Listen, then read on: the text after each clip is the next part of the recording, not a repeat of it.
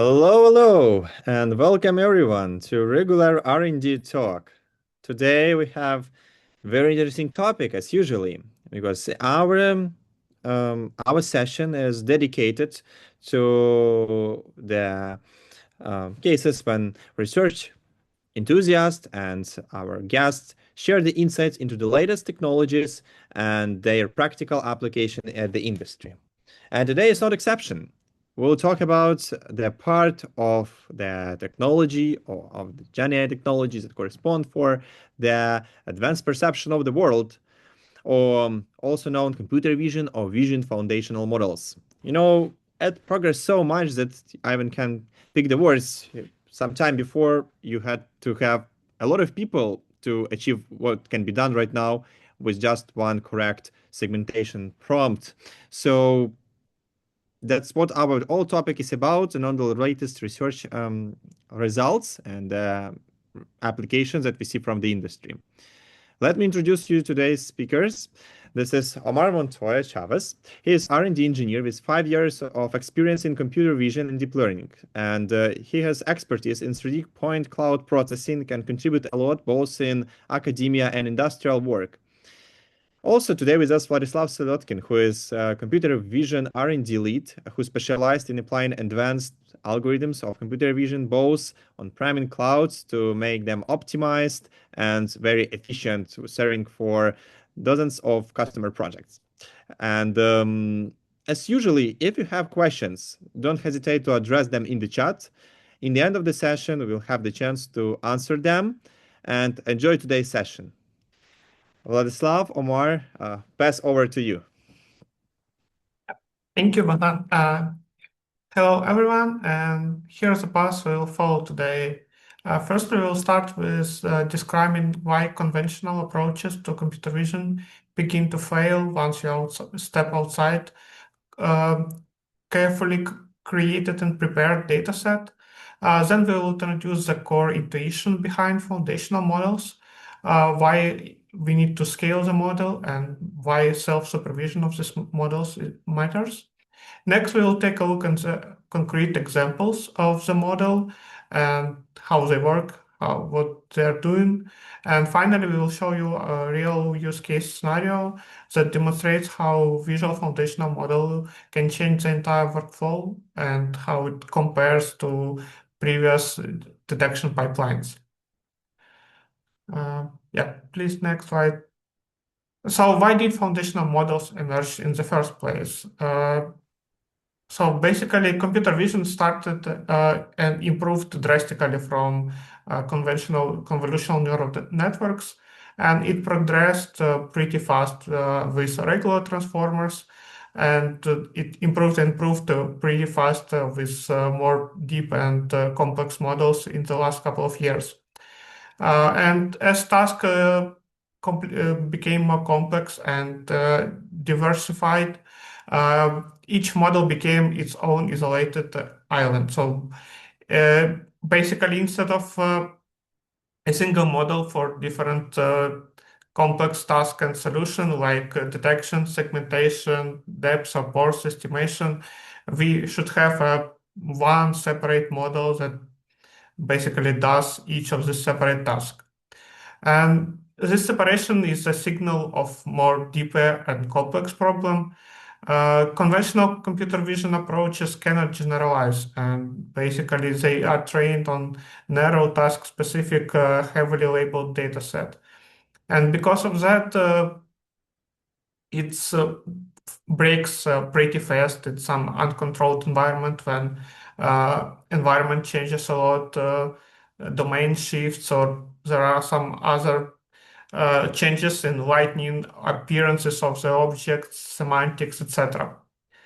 And even fairly advanced and large convolutional models or transformer-based models struggles a lot when the distribution of the data that we are using is shifting a lot from one domain to another, of just from the training data.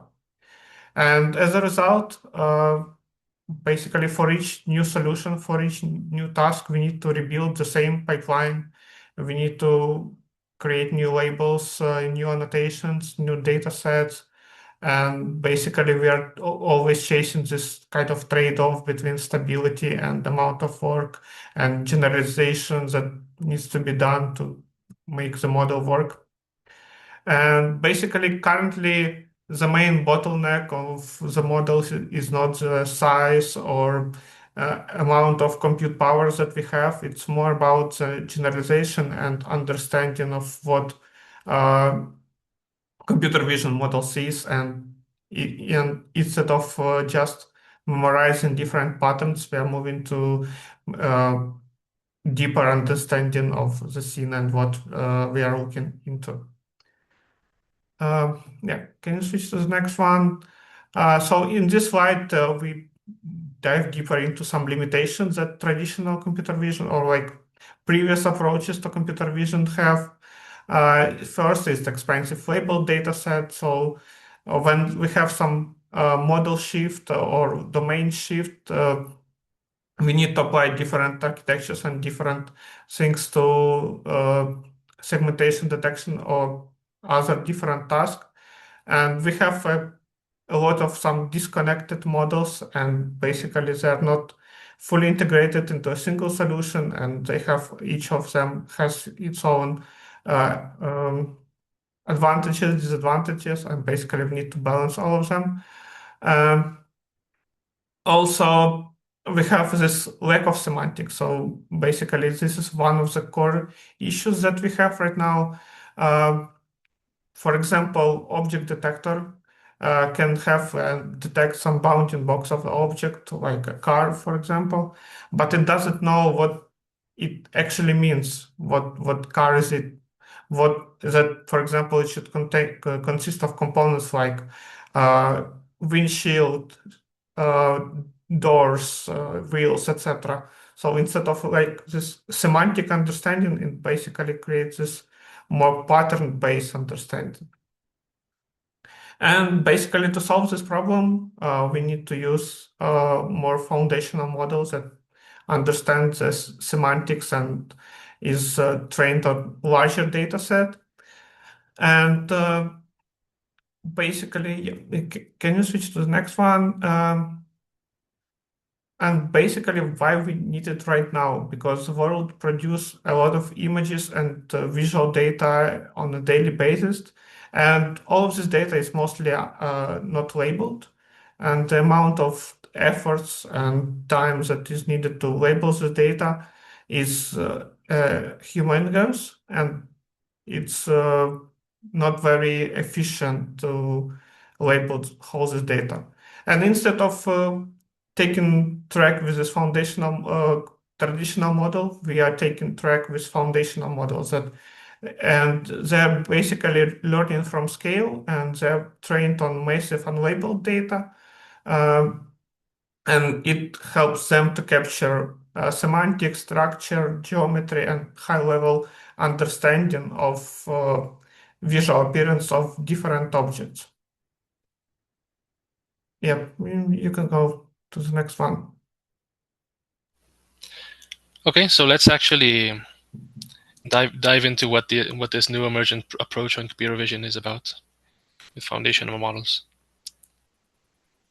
So what is a foundational model? A foundational model can be defined by three characteristics: its scale, its generalization ability, and its transferability. Traditional machine learning models are typically trained on datasets tailored for a single, narrow task. In context, foundation models are massive both in size and the amount of data they consume. They are pre-trained on large, broad. They are pre-trained to learn broad, general patterns and representations from all of this data. Finally, through techniques like prompting or fine-tuning, we can adapt these models to one or more downstream tasks, often using far fewer labels than in traditional approaches. In short, foundational models shift the paradigm from building specialized models for each task to creating a single versatile model that can power a wide range of applications. To better understand what a vision foundational model is, it helps to compare them with large language models, which are more widely known and are in fact inspirations for foundational vision models. They both share key similarities. They are trained on massive amounts of data. LLMs, of course, on documents, on books and web pages, and VFMs on images. Because most of this data is unlabeled, they generally use self-supervised or unsupervised objectives. In essence, they learn by predicting missing information, like completing a sentence in the case of LLMs, or reconstructing occluded parts of an image in the case of VFMs. The result is a model that produces encodings. This is like a compact numerical representation of the input of its input. And these encodings must be rich and descriptive enough to support downstream tasks like chatbots in the case of LLMs, classification, segmentation in the case of VFMs. So in short, VFMs do for visual data what LLMs do for text. They turn the raw information into versatile representations that can be used for downstream applications. So why are these vision models important? Foundational models from their training, they carry an enormous amount of learned information. This means that they require far fewer labels to adapt to new tasks, because they've basically seen it all. They've in their pre-training contains cartoons, night scenes, factories, natural scenes, satellite images. From all of this pre-training, it's able to maintain a strong performance across diverse domains.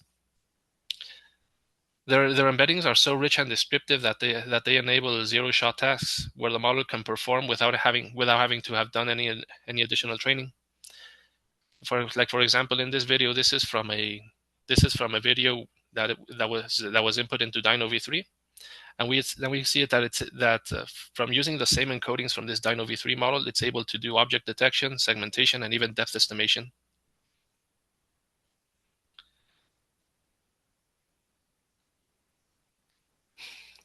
Now I'm going to go into a brief introduction of how the models actually understand an image.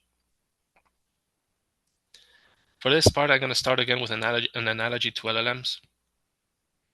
When an LLM processes text, it doesn't inertly understand the words. It maps them to a numerical space. Something similar happens in vision, but instead of words, we deal with pixels. So think of an image as light from the real world captured and discretized into pixels, which are the individual cells of the image. In grayscale images, these pixels generally they represent a shade of gray, ranging from 0, which is completely black, to 255, which is completely white. In colored images, we have an additive mix of red, green, and blue, and so every color can be represented by this mix of colors, where 0 is zero saturation and 255 is the highest saturation. And then these pixels are arranged in a 2D grid, forming the structure of the image. So this grid is like the raw input that the vision models must transform into meaningful representations, just like LLMs turn words into the embeddings. So that's how a computer actually represents an image. But to actually understand and obtain an understanding of the image, we usually have two predominant approaches: convolutional neural networks and vision transformers. Convolutional neural networks work by looking for patterns step by step. So, like at first, they try to look for like a very simple things, like maybe edges and lines. And as the image moves through the different layers of the network, it starts looking for more organized shapes and maybe eventually parts of the objects. Vision transformers work a bit differently. They divide the image into small patches, and then turn each patch into numeric representation that also looks for these more primitive patterns, and then they use a mechanism called attention to figure out how each pattern is related between each other. This means that they are able to understand the whole image and its context right from the start, instead of having to build it gradually, like in convolutional neural networks. Then both of these approaches end up creating these embeddings, which are again the high dimensional numeric representation. that describes the image, that actually describes the image. Now this this large vector is actually quite difficult for us to interpret, but we can use a machine learning to use it for more to train a simpler model for downstream tasks.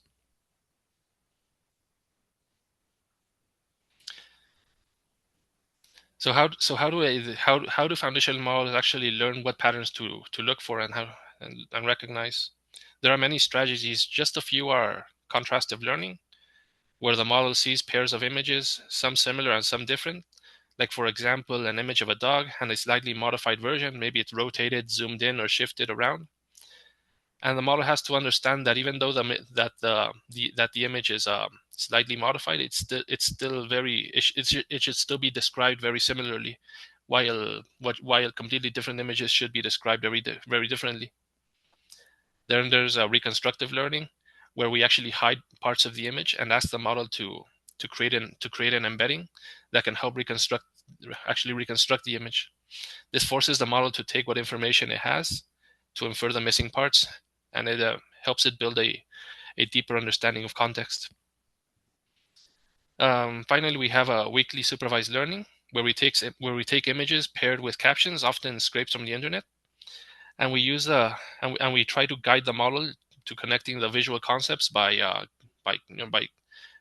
grouping them together through concepts in language.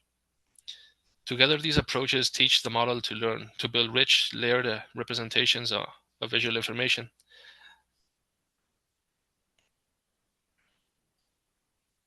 Now, I want to highlight two very important examples that I think really illustrate the essence and power of foundation vision models well. These examples are SAM and DINO. SAM, or Segment Anything model, is designed for promptable segmentation. It can outline object boundaries in virtually any image. This means it can handle ambiguity and understand context, making it extremely flexible for tasks like object detection and editing and even tracking. DINO is a pure feature extractor. So it takes an image and it produces a very powerful embedding that can be used to power many downstream tasks like classification, segmentation, image retrieval, and things much more complex. Now, of course, these tasks aren't new, but what makes these models revolutionary is their scale. They've trained on an unprecedented amount of data and compute, making them adaptable across domains and robustness that can't be achieved with traditional models. So now let's actually look at what makes SAM special. It was trained on 1 billion masks across 1.1 million images. So it gives it an unmatched understanding of object boundaries.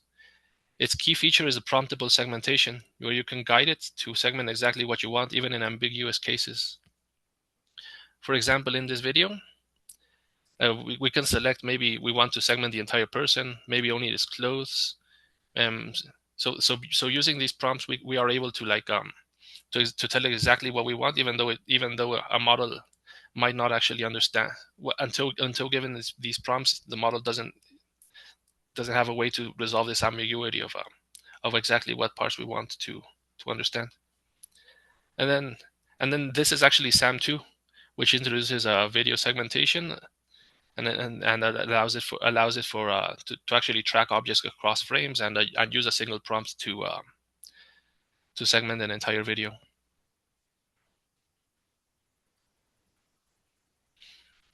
Now I want to turn our attention to the actual data engine behind SAM, because I also think it's a major contribution in itself.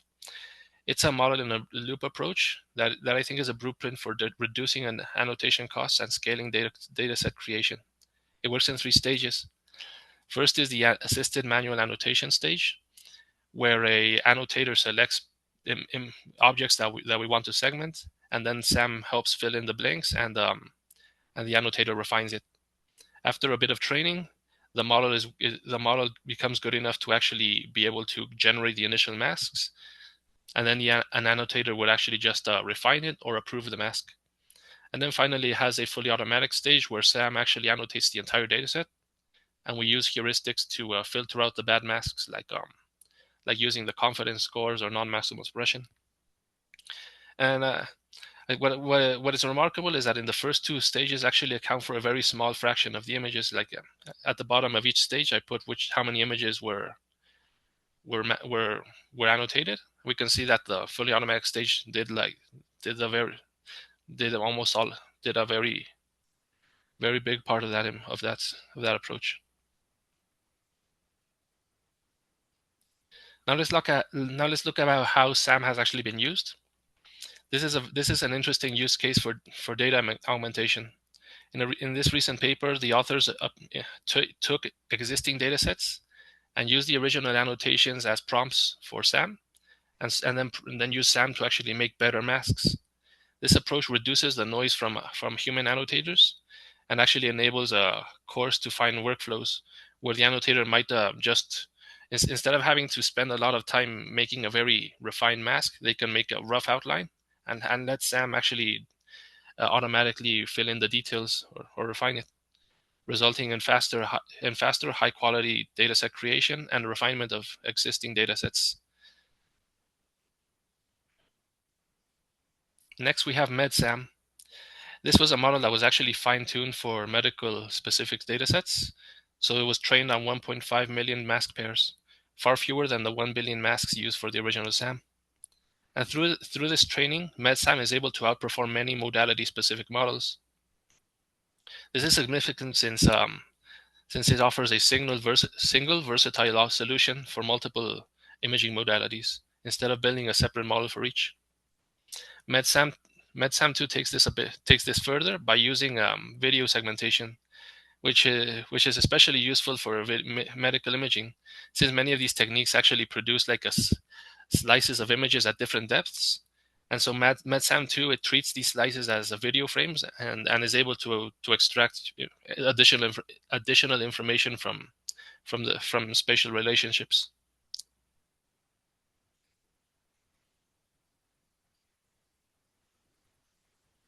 Now let's talk about DINO. Unlike SAM, DINO isn't trained for a specific task. It was completely self-supervised.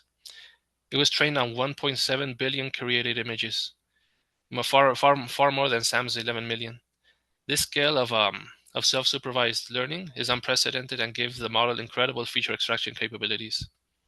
Because it's a vision transformer, DINO has learned to make a very good global features, so like a very good understanding of the entire image, but also local features that can capture information about every one of the image patches.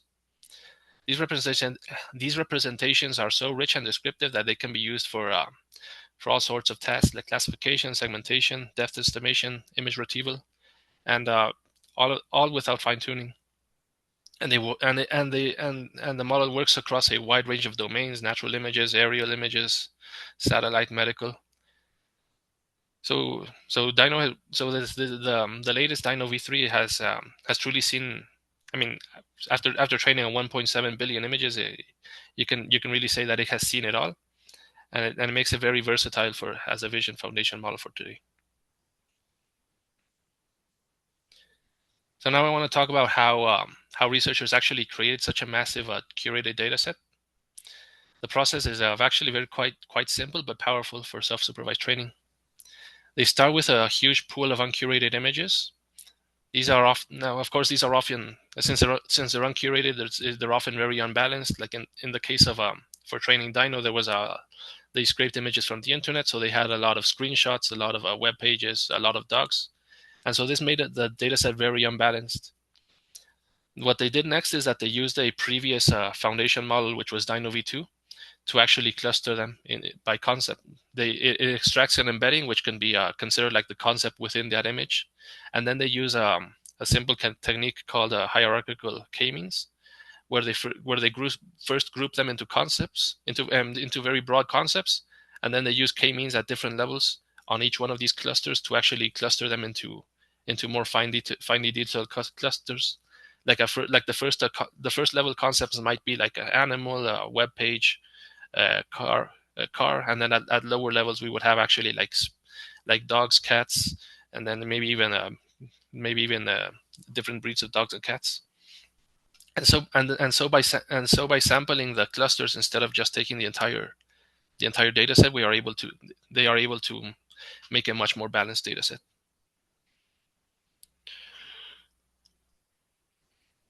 Now let's actually look at the features of that DINO extracts. In these examples, we have images from diverse domains, cartoons, drawings, photographs, even anthropomorphic statues and cardboard recreations. And we can use principal component analysis to visualize which parts of these images the model relates to each other. We can notice how in the elephant images the model is always able to paint in green the trunk, even in the anthropomorphic statue. We can see how it's able to relate the airplane's wings with with the eagle's wings and at the right with the pterodactyl's wings. We can also see how it finds relationships between drawings and photographs, like in the bottom right, where it's able to relate a drawing of a T-Rex and an actual photograph, and objects like in the same category that aren't exactly the same, like in trucks and in the buses. These are examples of the emergent properties and power of self-supervised learning. These concepts were never explicitly taught to the model, yet the model learns them on its own. This ability to describe structure without labels is what makes foundational models so transformative. Now let's look at DINO v3 specifically. This is the latest version of DINO. And it has this very nice ability to produce consistent patch level features. So previously, many state-of-the-art models, they focus on the model's global understanding, and they left the patch level features often they left them to drift, and they lose reliability over time. DINO v3 solves this by introducing a loss that stabilizes the patch features without sacrificing classification performance. The result is a model where every patch carries rich, meaningful information, which is ideal for dense tasks like segmentation and object detection, and even more complex tasks, like as we'll see in a little bit. Now let's look at a use case for DINO. This one's called DINO World, and it focuses on forecasting. The idea is that it uses features from past frames to predict future frames. So for this work, the features must capture very rich and general understanding of a scene, so that the predictor can learn how objects move and interact over time. This enables a model that can forecast segmentation, depth, and even physical interactions, making it very useful for tasks like action planning and robotics. The strength of DINO's foundational features lies in its ability to represent both global context and local details, which is critical for predicting dynamics in complex environments like this.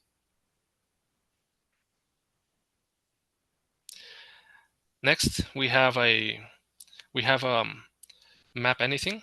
This model leverages features from DINO v2 to extract depth information for a wide range of vision tasks, including estimating depth from a single frame, combining multiple images for rich depth maps, and even localizing where the images were taken. I really think applications like this highlight the power of foundational models. They are able to encode such rich and general information for the world that they can be used for highly complex tasks far beyond simple classification and object detection.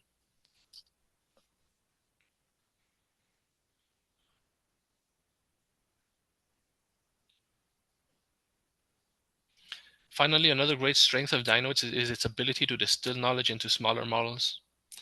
They started with the original model of 7 billion parameters, and then from that, the researchers created a family of models ranging from 21 million to 840 million parameters. Each one of them is still very competitive, or even exceeds state-of-the-art models within their compute budget. And they were also able to distill features into convolutional neural networks, in this case a model called ConvNext. And so this allows us to use the benefits of DINO in hardware optimized convolutional neural network architectures. So this means we can get the power of foundational level representations even in resource constrained devices. So now let's describe an interesting application. In this case, we're going to make a pasta object detector. I want to start with a bit of background for the approach we're going to use. Let's recall that DINO v3 outputs very consistent feature maps, rich in descriptive information, so rich that we don't need a purpose-built network to use them. So here in this example, I have two images of fruit stands. In the top image, we're gonna extract a single patch of the image, which is colored in green, of the tomatoes, and in the bottom image, we're gonna take a single patch of the bananas. We can then compare this patch with the feature with the entire feature map of the image, and find which parts are most similar. And we are able to segment all of the tomatoes on the top and all of the bananas on the bottom, even when they are scattered and spatially separate between each other.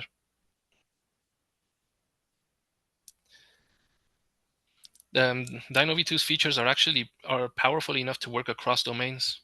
For this example, I took multiple patches from this photographic Triceratops horns, and DINO v3 is still able to find that that even in a cartoon image and in a realistic drawing, it's still able to find the horns in all three images without any additional training.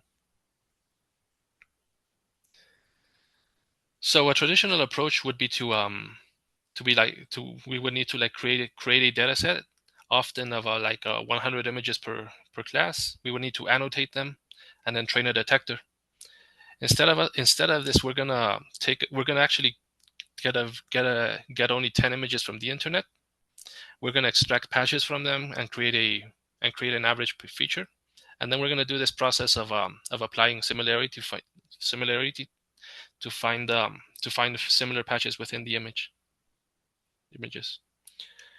Here are our 10 images, simply taken from the internet. Some were taken by me. And we're gonna our first step is to black out the parts that we don't need, which are generally background.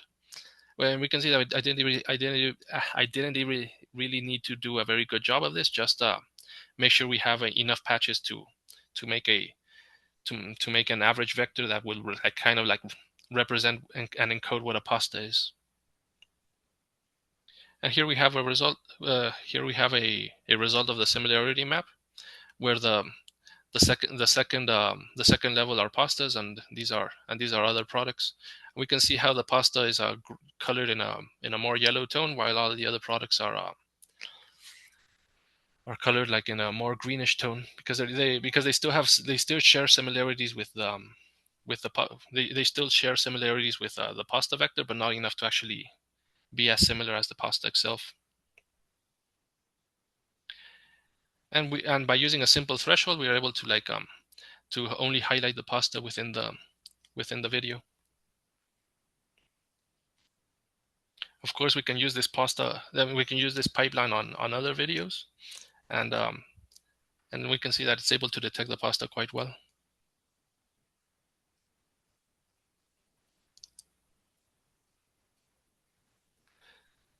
So this was a quick toy application I was able to build in a day, but I think it really demonstrates the potential of foundation models. The field is still in its very early stage, and there's still enormous room to innovate and how to leverage these models. For instance, I simply averaged the feature embeddings. Maybe a better approach would have been to introduce negatives, or maybe move to a actual linear regressor, and that would have improved the results significantly. We could use a SAM to refine masks, or even use this similarity pipeline as prompts for SAMv2 in videos, eliminating the need for manual prompting. So there's still much work to be done to explore and extract information from these models, and I really think this is still a very exciting space to be researching in. So let's recap on what we explored today. We began by defining vision models and discussing how they reshape computer vision. Rather than building narrow task-specific solutions, we're moving to broad adaptable intelligence systems that can generalize across domains, tasks, and modalities. We examine real-world examples that go far beyond simple tasks, including demonstrations showing how these models adapt with minimal data and transfer across domains. The key takeaway is vision foundation models aren't just new tools. They redefine how we approach computer vision. They enable adaptability, speed, and scalability in ways traditional models can't match. And I hope this presentation has provided clarity and sparked curiosity about how these models can be, about what these models can offer. This is an emerging field, and there is still much work to be done to extract its potential. But I truly believe this field will give way to vision systems not only far more powerful, but also more practical and transformative than anything we have today. Yeah, and in the end, so the whole field is kind of changing in this direction. So we are moving from one model for one problem to one model that can be used for different representation for everything. And vision is currently no longer about designing, for example, detector for pasta or segmentation model for the dog detector. It's rather a single backbone that can be reused in universal kind of computer vision pipeline. And we are moving from pattern recognition to kind of more semantic reasoning. We basically can use dense embeddings to encode geometry, object description, relation between other objects, kind of similarity between them. And basically, we are not working with pixels directly, we are working mostly with kind of how a neural network understands the structure of the objects.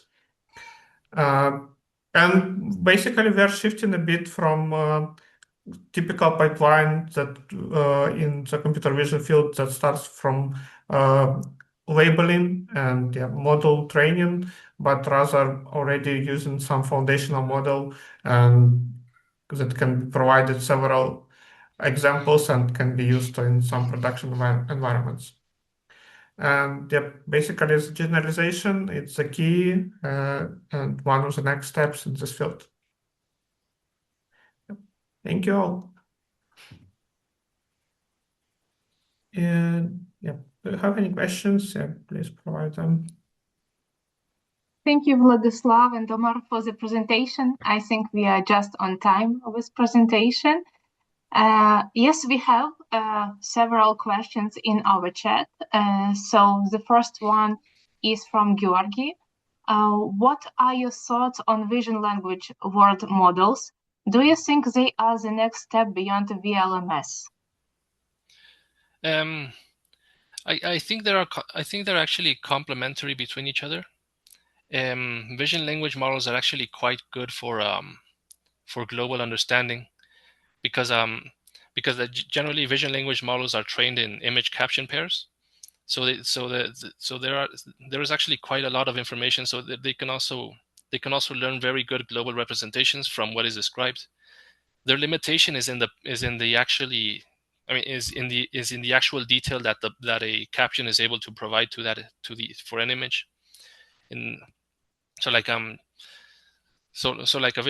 These vision language models, they're limited by how much description the captions actually have. So generally, these vision language models are still very good for global context, but foundational vision models like DINO actually are actually outperforming it for dense understanding of the entire image. So I would say that they are complementary to each other. There are two different approaches to make very powerful vision models, but there's still a lot of research to do in both fields. Thank you, Omar. Thank you, Georgi, for your question. Also, we have from Kirilo three.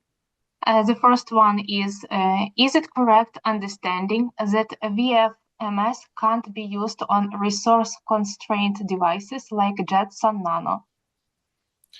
Okay, well, of course, as you start scaling compute, you can actually use more powerful models. But one of the very cool contributions about DINO is that it's able to distill knowledge into smaller models. So yeah, so you can actually use the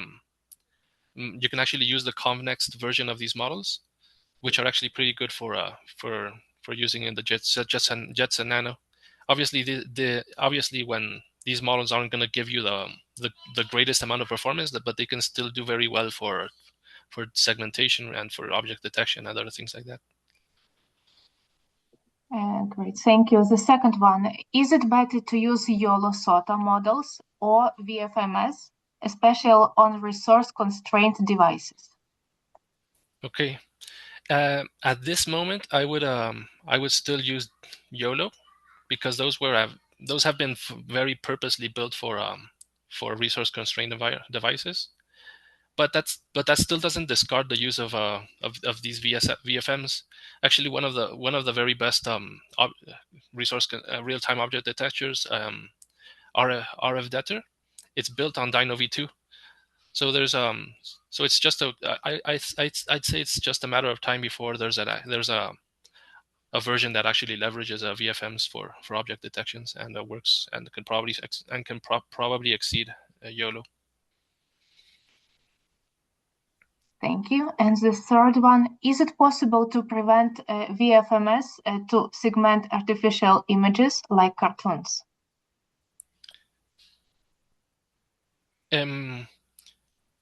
Here, I'm not really sure what do you mean by prevent? Like, can you have clarification? Yeah, probably like in the example that you have shown, like, for example, you can detect Rhino and segment basically them on real photos and on cartoons. But I guess this is kind of the main advantage of VFMs, that it can generalize to different domains and different visual appearances of the objects. Yeah, maybe by prevent. I don't know if maybe this is something that for the use case we don't want. But yeah, one of the capabilities is that this feature embedding is actually, we can actually train a very simple neural network, like a linear regressor, which is simply a matrix multiplication, and this sort of very simple training, instead of training the entire model, we just train a very small part of it, and then that can help us differentiate those very similar cases even better than simply comparing the feature embedding. Thank you, colleagues. Also, we have another one from Kirill. How do VFMs compare to multimodal LMS? Okay, I haven't seen that many head-to-head comparisons, but what I have seen is compared to like vision language models. So yeah, I would say that in many cases, vision language models and maybe by extension multimodal LLMs, they are able to understand global context very well, and but I would say that they are limited by their training because since what they learn is what a person would actually have described from the image, even if it's sourced from the internet and there's billions or millions of images of this kind. Meanwhile, these vision foundation models, since they are unsupervised, it's able to learn much more finer level details of the image, and so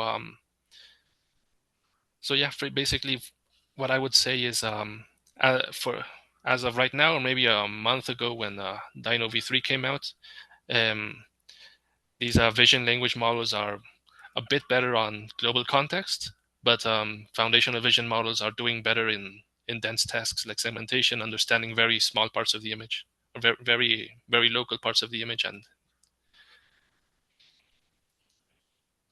thank you, Omar. We have another question. Which sources may you recommend for a better understanding of VFMS? I think right now I think the best source for understanding foundational vision models is maybe the DINO v2 and v3 papers. they really give a very good understanding, and they have a lot of ablation studies showing the different properties and how nicely the vision models are able to extract features, and it has a lot of visual example. The papers are very visual, so it really helps you understand the power of vision models,